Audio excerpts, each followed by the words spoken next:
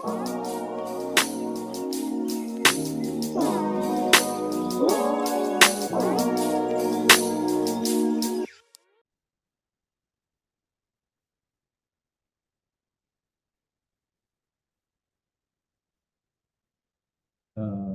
Assalamualaikum warahmatullahi wabarakatuh. Salam sejahtera bagi kita semua. Yang saya hormati dosen pengampu mata kuliah Filsafat Ilmu Manajemen, Profesor Dr. Anis Eliana MSI dan Ibu Profesor Dr. Indrianawati Usman MSI. Di sini kami kelompok 4 yang terdiri dari Ibu Ira Ningrum Resmawa dan Bapak Irfan Karisma Putra, dan yang saya terakhir yaitu Noris Bagus Mulyo. Kami di sini membahas tentang topik analisis kritis ilmu manajemen, di mana di sini ada 2 artikel yang akan kita bahas, yaitu artikel chapter 3 yang berjudul Philosophy from Below, dan artikel yang keempat yaitu membahas tentang The Root Ahead for Management and Organizational Philosophy. Untuk menyingkat waktu, kami akan mempresentasikan chapter yang ketiga atau artikel yang pertama, yaitu pada pendahuluan artikel di sini, saya melihat bahwasanya Karl Marx sebagai para ahli ataupun pembahas filosofi di sini, dia ingin menyampaikan pesan penting, di mana pesan yang disampaikan adalah yaitu philosophers have hitherto only interpreted the world in various ways. The point is to change it. Salah satu yang disampaikan di sini dalam pernyataannya menunjukkan bahwa pentingnya melihat filsafat dari perspektif yang lebih kritis dan berorientasi pada tindakan atau implementasi. Di sini juga saya melihat fokusnya adalah pada kemampuan filsuf untuk menganalisis struktur kekuasaan yang didominasi dan bisa juga untuk perlawanan dalam hubungan sosial pekerjaan. Sehingga peran dari filsuf ini diharapkan tidak hanya memahami dunia secara teoritis, tetapi juga dapat berkontribusi dalam mengubah kondisi sosial yang tidak adil dan merugikan. Terus yang selanjutnya, berangkat dari teori konflik antar kelas di masyarakat yang disampaikan oleh Karl Marx, kemudian berujung pada pertanyaan, apakah benar yang dimaksud oleh Karl Marx? Jadi di sini saya menyimpulkan bahwasanya Marx ini ingin memandang filsafat sebagai sesuatu yang terbatas dan terpisah dari upaya nyata untuk mengubah dunia. Dalam hal ini, seharusnya filsafat itu dianggap sebagai kegiatan intelektual yang hanya terlibat dalam interpretasi dan analitis teoritis, sementara teori sosial dan aktivisme merupakan upaya konkret untuk menghasilkan perubahan sosial yang nyata. Nah, untuk poin selanjutnya, yaitu the philosophy of class conflict. Jadi saya melihat di sini filsafat konflik kelas itu adalah pendekatan dalam filsafat yang mengkaji konflik yang terjadi antar kelas-kelas sosial dalam masyarakat. Nah, di sini saya melihat ternyata Karl Marx ini ada 2 kelas yang utama, yaitu kelas pemilik modal atau disebut bourgeois dan kelas pekerja yang disebut proletar.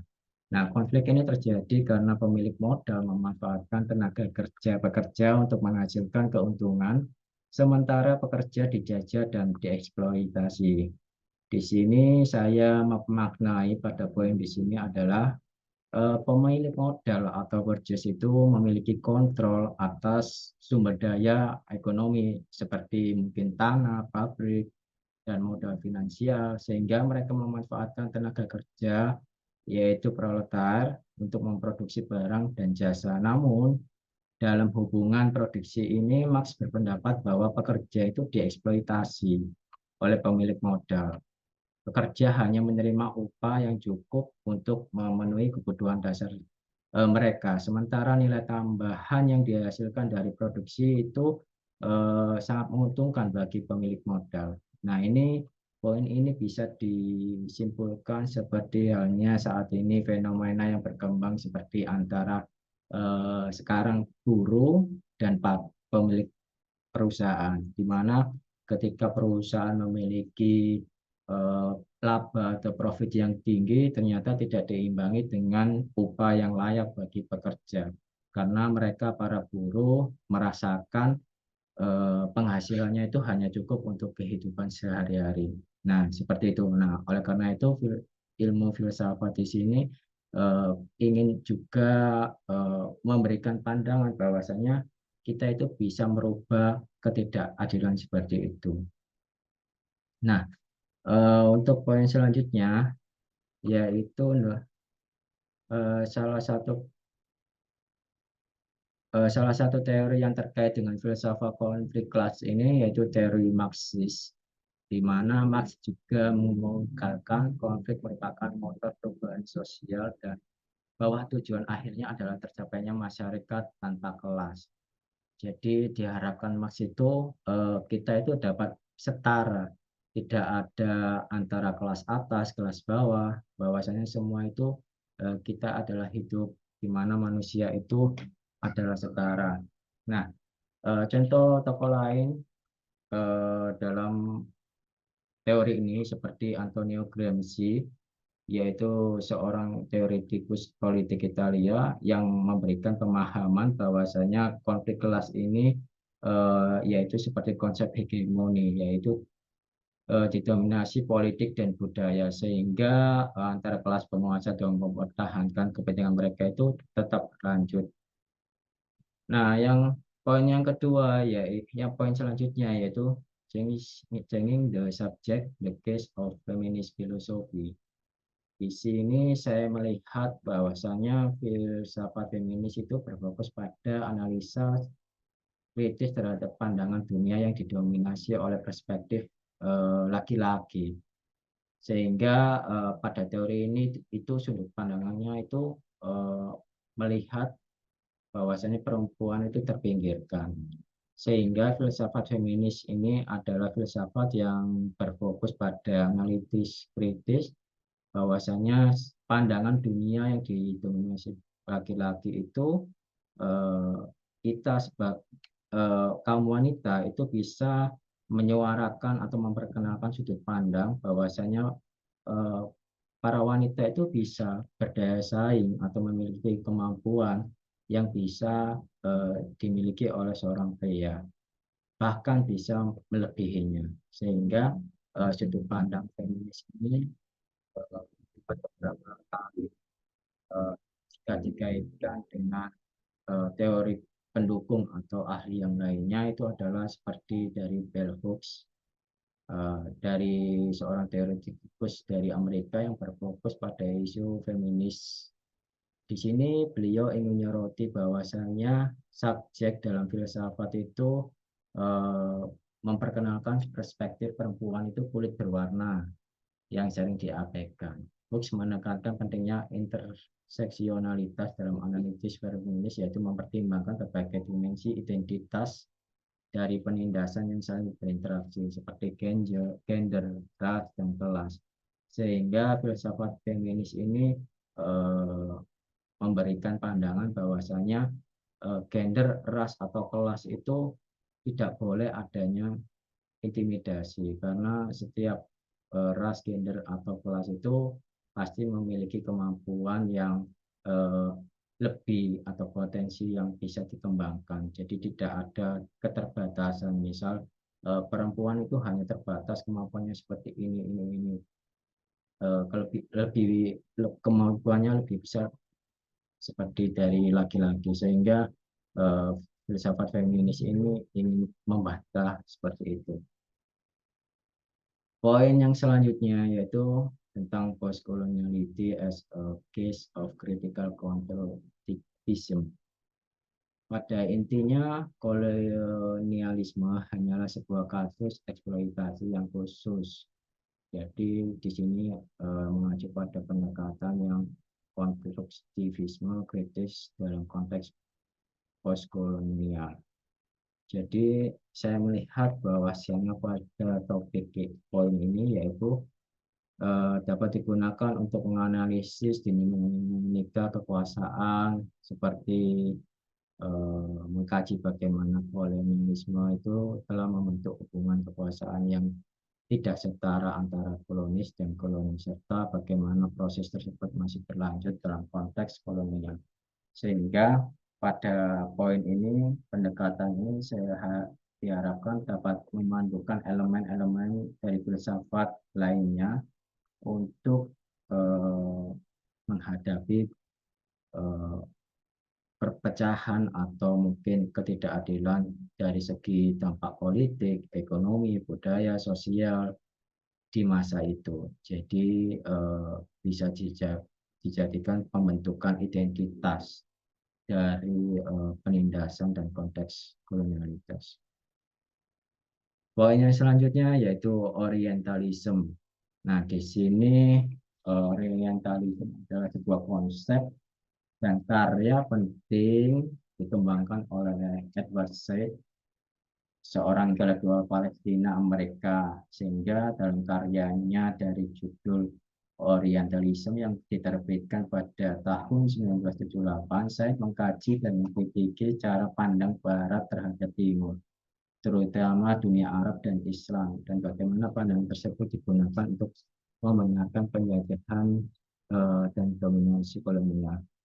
Saya melihat pada poin di sini dari artikel tersebut bahwasannya saya ini ingin menyoroti bahwa pandangan orientalitas itu bukanlah sekedar refleksi objektif tentang Timur, tapi sebenarnya merupakan konstruksi yang terbentuk melalui sudut pandang yang kepentingan politik, budaya, dan sosial Barat. Seperti misal dia menciptakan perbedaan antara Barat itu yang dipandang sebagai negara superior dan Timur yang dipandang sebagai negara inferior. Pandangan ini digunakan untuk membenarkan bahwasanya campur tangan kolonial Barat itu dapat mengontrol sumber daya alam atau memperkuat dominasi politik dan ekonominya di Timur, sehingga orientalisme ini memiliki pendapat filsafat bahwasanya Barat itu adalah negara yang superpower sehingga dapat mengontrol atau bisa juga mengatur sebuah negara timur yang disebut inferior itu. Baik, itu presentasi yang dapat saya sampaikan. Untuk topik selanjutnya dapat dilanjut oleh Bu Ira. Untuk waktu dan kesempatannya saya persilakan. Oke, terima kasih Pak Noris atas kesempatannya. Saya mencoba untuk melanjutkan penjelasan dari chapter 3 ini mengenai filosofi from below atau filsafat dari bawah. Poin yang selanjutnya adalah mengenai hybridity atau hybriditas. Di sini ada beberapa ahli yang mengembangkan tentang hybriditas di sini seperti Homi Bhabha, Stuart Hall, dan juga Nestor Garcia Canslini. Jadi di poin hybridity di sini adalah mengacu pada percampuran budaya atau asimilasi identitas dan juga praktek yang berbeda untuk menciptakan sesuatu yang baru dan juga unik seperti itu. Nah, dalam konteks pasca kolonial, hybriditas di sini itu dipandang sebagai sebuah bentuk perlawanan terhadap kolonialisme dan juga merupakan cara bagi orang-orang yang dulunya terjajah untuk merebut kembali identitas budaya mereka. Dalam konteks manajemen dan juga organisasi, konsep hybriditas ini digunakan untuk menganalisis cara-cara di mana organisasi dan juga individu itu merespon faktor globalisasi dan juga keragaman budaya ataupun identitas, dan juga konsep ini digunakan untuk mempelajari cara-cara di mana budaya ataupun identitas yang berbeda itu bisa dipadukan bersama dalam sebuah organisasi seperti itu.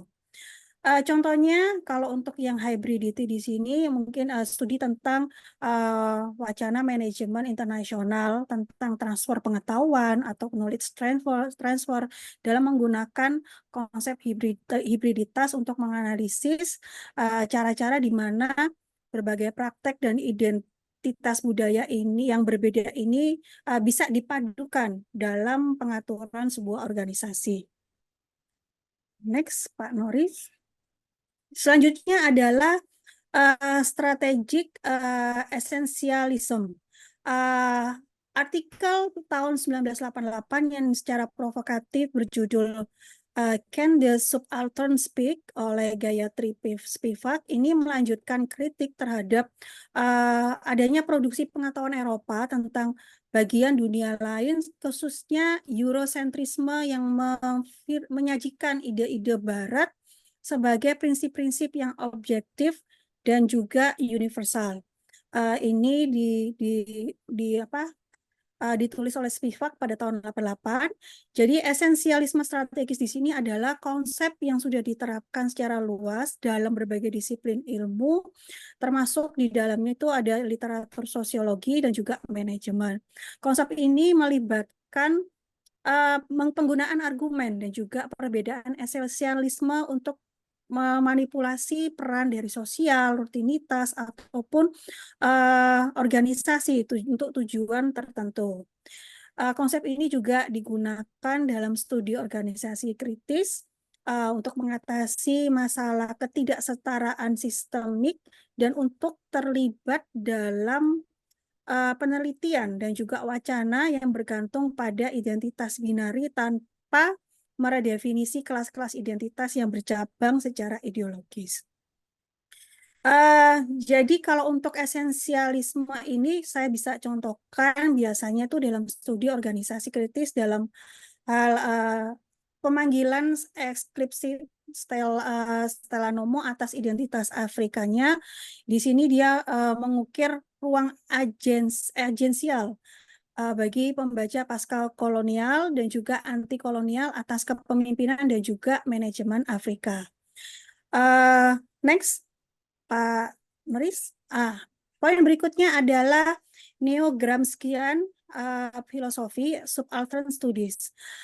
Jadi kalau untuk filsafat neo-Gramscian di sini biasanya diterapkan dalam studi subaltern, muncul sebagai respon terhadap sifat elitis dari historiografi kolonial. Pendekatan ini ada bertujuan untuk mengoreksi adanya pengucilan subjektivitas dari non-barat, dari filsafat tradisional, dan juga mengembalikan agensi itu kepada kelompok-kelompok yang terpinggirkan. Pendekatan ini lebih mengacu kepada konsep-konsep Gramsci untuk menganalisis suprastruktur sosiokultural yang relatif otonom dan bebas dari basis ekonomi. Studi subaltern ini sudah diperluas menjadi sebuah metodologi yang dengan menggabungkan wawasan teoritis dari berbagai karya yang sudah ada saat ini. Hal ini juga sudah diterapkan di berbagai bidang seperti marketing dan juga studi organisasi untuk mengkritik ideologi dominan dan juga mengeksplorasi perlawanan di antara kelompok-kelompok subaltern. Poin berikutnya ada an exemplar of critical realism political society.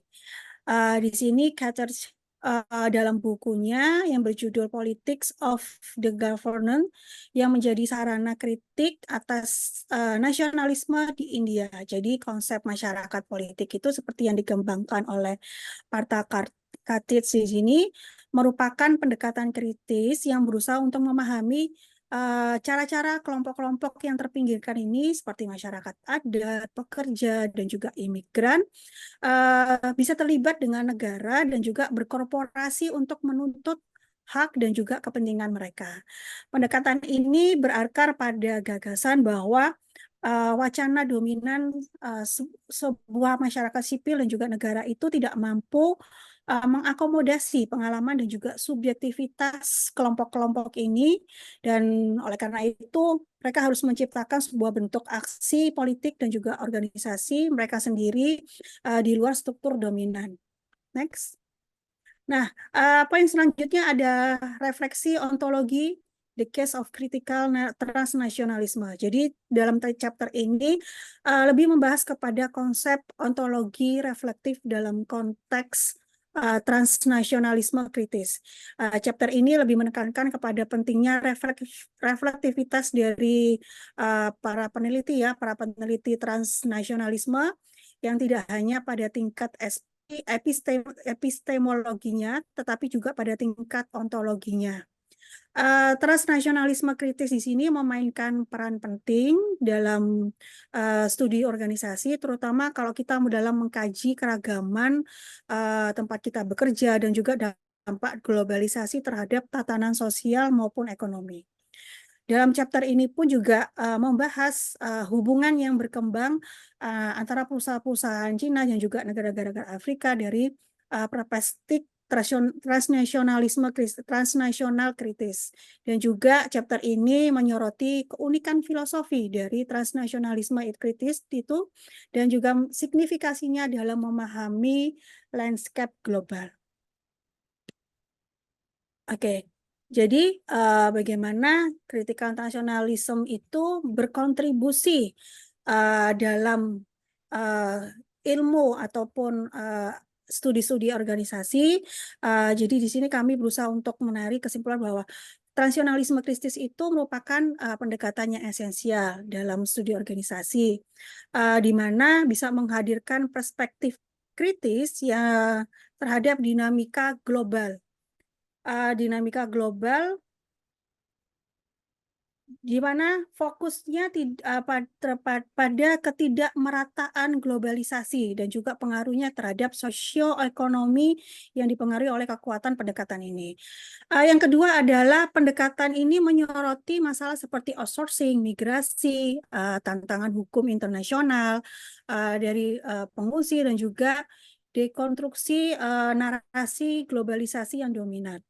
Poin yang ketiga, tidak hanya itu saja, namun transnasionalisme kritis ini juga memasukkan teori dinamika selatan-selatan yang membahas hubungan antara perusahaan Cina dan juga negara-negara di Afrika, sehingga pendekatan ini memberikan kontribusi penting dalam memahami kompleksitas dinamika organisasi secara global serta dampak kekuatan transnasional ini pada berbagai aspek perilaku maupun struktur organisasi. Dengan demikian, transnasionalisme kritis ini mencoba untuk menawarkan kerangka kerja yang komprehensif bagi studi organisasi yang memungkinkan pemahaman mendalam tentang kompleksitas realitas global dan juga interaksi antara kekuatan transnasional serta organisasi. Oke, itu saya rasa dari saya dan juga Pak Nuris mengenai chapter 3 dan chapter keempat tentang The Road Ahead for Management and Organizational Philosophy nantinya akan dilanjutkan oleh Pak Irfan Karisma Putra. Waktu dan tempat kami persilakan.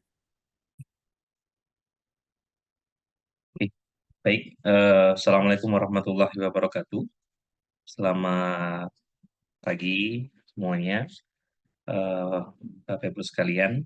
Di pertemuan kali ini kita akan berbicara di jurnal yang keempat mengenai The Root of Head for Management and Organizational Philosophy, di mana kelompok kami yang terdiri dari Pak Noris dan Bu Ira sudah memaparkan terlebih dahulu, dan di chapter 4 ini akan saya teruskan begitu Bapak Ibu sekalian. Baik, saya izin untuk share screen. Oke.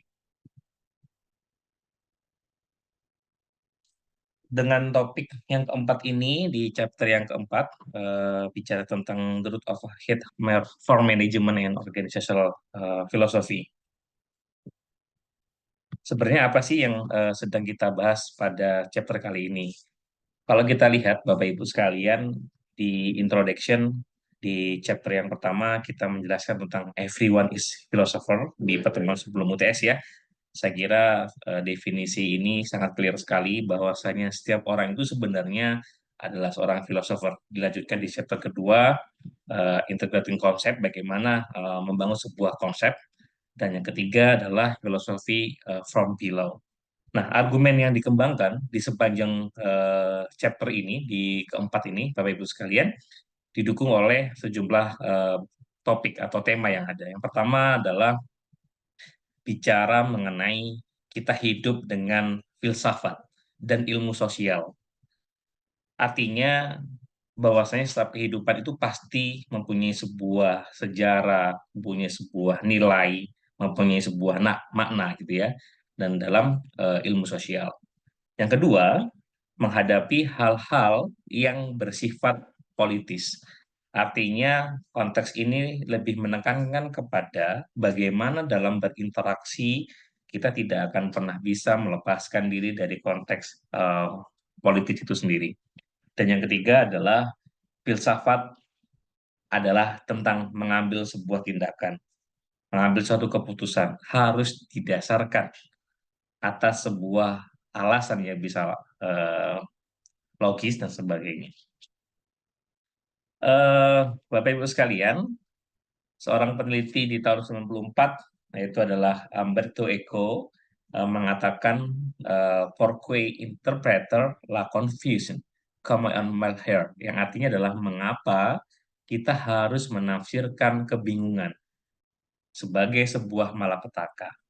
Sebenarnya maknanya adalah lebih mudah kita pahami bahwasanya ketika kita menghadapi sebuah kebingungan itu berarti memang kita dekat dengan sesuatu yang bisa juga bahaya, misalkan seperti itu, apa yang terjadi kira-kira begitu. Makanya kita butuh sebenarnya memaknai apa yang sedang kita bingungkan begitu. Pada tahun 2007, Jones dan Ten Bos mengatakan jika kita menyatakan bahwa organisasi harus menjadi subjek filosofis, maka itu karena organisasi membuat kita cemas, ingin tahu, marah begitu ya, penuh harapan, ragu dan bingung. Nah, ini si Jones dan Ten Bos ini menjawab pada tahun 2007 itu. Dalam organisasi yang memang digambarkan sebagai subjek filosofis itu yang memang seperti itu Bapak Ibu sekalian. Ada 3 hal Bapak Ibu yang ada mengenai 3 key themes that underpin the arguments. Ini menarik sekali. Saya coba untuk bisa menjelaskan apa yang dimaksud dari poin ini, Bapak Ibu sekalian. Jadi kalau kita lihat, yang pertama adalah the interplay between philosophy and social science. Yang kedua adalah the political nature of the research. Yang ketiga adalah philosophy as a tool for action. Saya mencoba untuk memaknai 3 hal ini sebagai berikut, Bapak Ibu sekalian.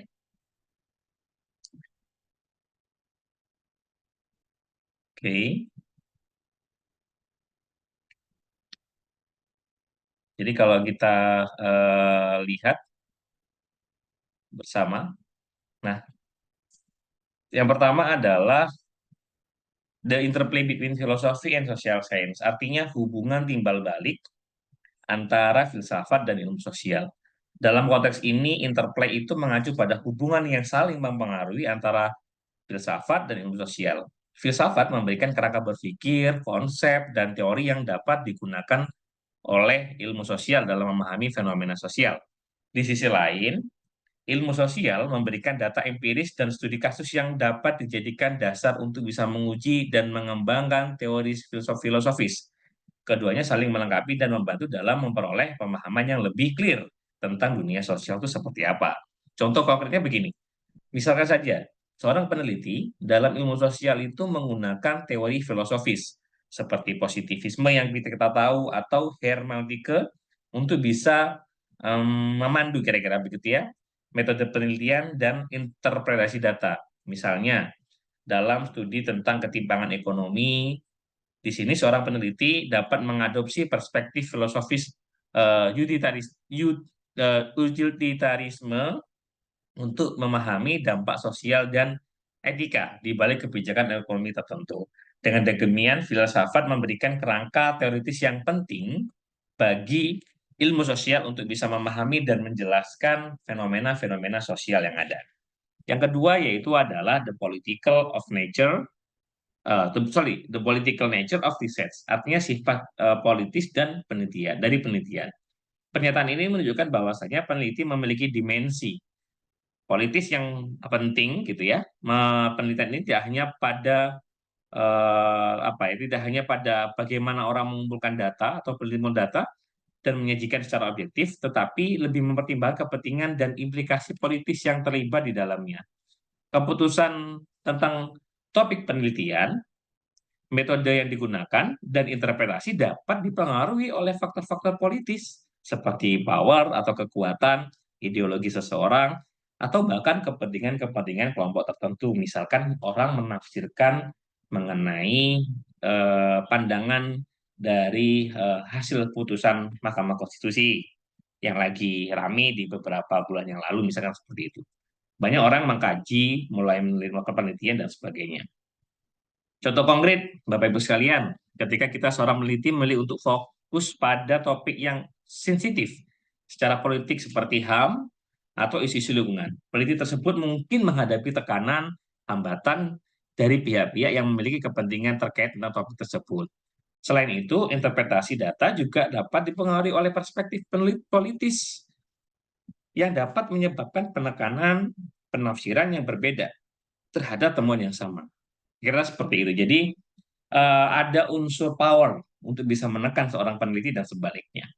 Yang terakhir adalah filosofi as a tool for action. Jadi kalau kita lihat filsafat ini adalah sebagai alat untuk melakukan suatu tindakan, gitu ya. Pernyataan ini menunjukkan bahwa filsafat tidak hanya menjadi aktivitas teoritis belaka, tetapi juga dapat digunakan sebagai alat untuk tindakan dan perubahan dalam masyarakat. Contoh konkretnya adalah, misalkan saja, seorang pemimpin atau aktivis menerapkan prinsip-prinsip filsafat seperti egalitarisme, utilitarisme dalam merancang kebijakan publik. Mereka dapat menggunakan prinsip-prinsip ini sebagai dasar untuk memperjuangkan hak-hak individu atau menciptakan keadilan sosial. Oleh karenanya, filsafat dapat menjadi pendorong. Kita bisa mengencourage gitulah bagi tindakan yang bisa menghasilkan sebuah tujuan dalam mencapai sebuah perubahan sosial yang diinginkan atau yang diharapkan. Nah, itu kira-kira three key themes that underpin the arguments yang ada. Selanjutnya adalah the future of management philosophy, Bapak Ibu sekalian. Berfokus pada kebutuhan akan inovasi manajemen dalam sebuah organisasi. Paradigma manajemen abad terakhir yang berpusat pada kontrol dan efisiensi tidak lagi memadai di dunia di mana kemampuan beradaptasi dan kreativitas adalah suatu pendorong utama dalam melakukan kesuksesan aktivitas bisnis yang ada. Kedua adalah untuk berkembang di masa depan, perusahaan harus menemukan kembali manajemen dengan memasukkan praktek-praktek yang tidak konvensional dengan yang menghasilkan suatu terobosan.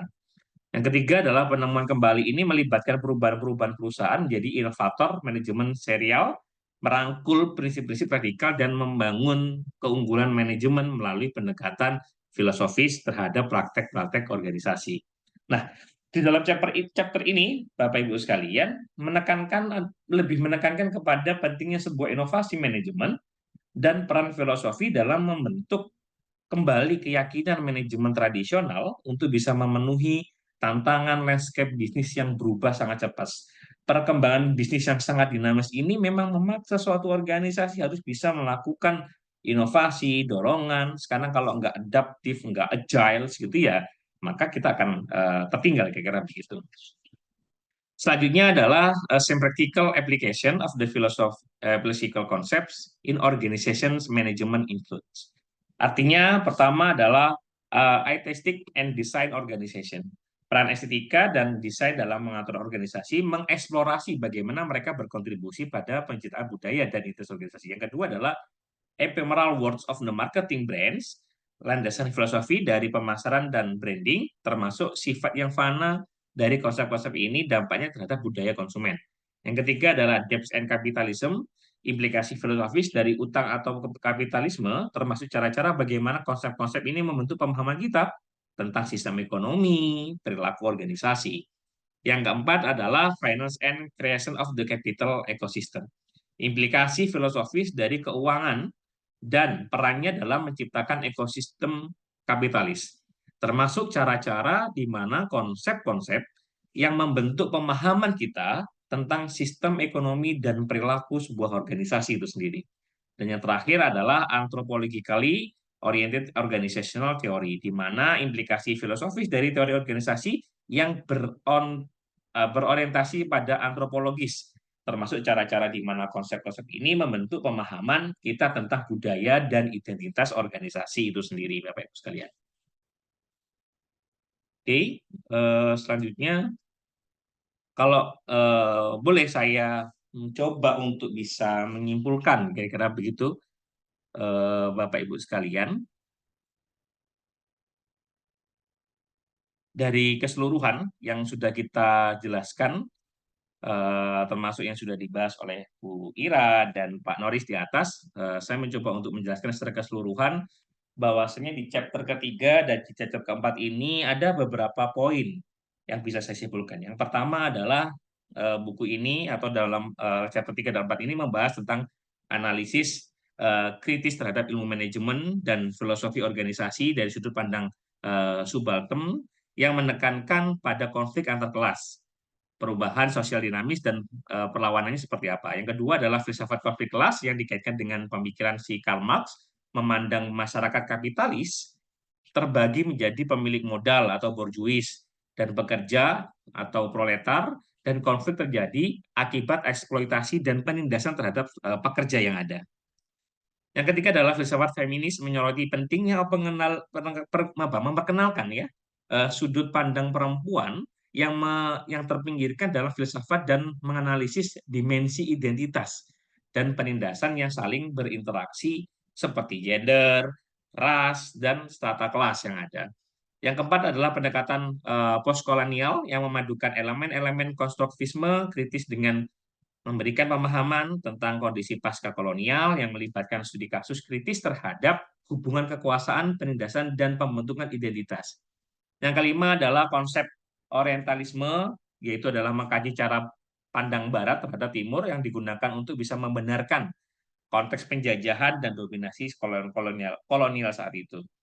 Hibriditas yang artinya melibatkan asimilasi dan apresiasi aspek-aspek kekuatan kolonial oleh subjek kolonial yang mengarah pada kemungkinan subversi dan perlawanan. Yang terakhir adalah filsafat neo-Gramscians yang artinya terutama dalam studi subaltern bertujuan untuk bisa mengkoreksi penguncian sifat subjektivitas non-barat dari historical free tradisional dan mengembalikan agensi kepada kelompok-kelompok yang terpinggirkan. Oleh karenanya, sebagai mahasiswa doktor dalam ilmu manajemen, saya mencoba untuk bisa memberikan suatu contoh yang konkret, yaitu adalah analisis kritis ini, yaitu adalah bagaimana pengembangan dalam program doktor yang mengadopsi pendekatan subaltern, misalkan, yang memperhatikan konflik antar kelas, perubahan sosial, penindasan, dan perlawanan dalam konteks manajemen dan organisasi. Misalkan saja program doktor tersebut bisa mempelajari dampak eksploitasi tenaga kerja yang berlebihan dalam dunia kerja, menganalisis dinamika kekuasaan dalam manajemen, atau mengkaji peran gender, ras, dan antar kelas tadi itu dalam konteks organisasi. Nah, program ini juga bisa memperkenalkan perspektif perempuan yang terpinggirkan dan mempertimbangkan identitas subaltern dalam studi praktek ilmu manajemen. Kira-kira begitu Bapak Ibu sekalian yang bisa kami sampaikan. Semoga apa yang sudah kita jelaskan melalui Pak Noris dan Bu Ira bisa menambah wawasan kita bagaimana dalam konteks filsafat ilmu manajemen di chapter kali ini ketika kita bicara yang pertama tadi dijelaskan, yaitu adalah filosofi from below dan the road ahead for management and organizational philosophy. Menarik sekali Bapak Ibu sekalian kalau kita bicara tentang sebuah konteks filsafat, apalagi kalau kita kaitkan dengan konteks kehidupan pada kali ini. Semoga materi yang kita berikan bisa memberikan manfaat kepada Bapak Ibu sekalian dan bisa bisa membantu wawasan Bapak Ibu sekalian dalam melakukan sebuah decision nantinya. Kira-kira seperti itu. Sebagai seorang peneliti, kita harus kuat dengan filsafat kita supaya kita tidak gampang dipengaruhi dan sebagainya. Terima kasih, cukup sekian materi yang bisa kami sampaikan. Semoga materi ini bisa memberikan manfaat buat kita semuanya. Saya akhiri. Wassalamualaikum warahmatullahi wabarakatuh.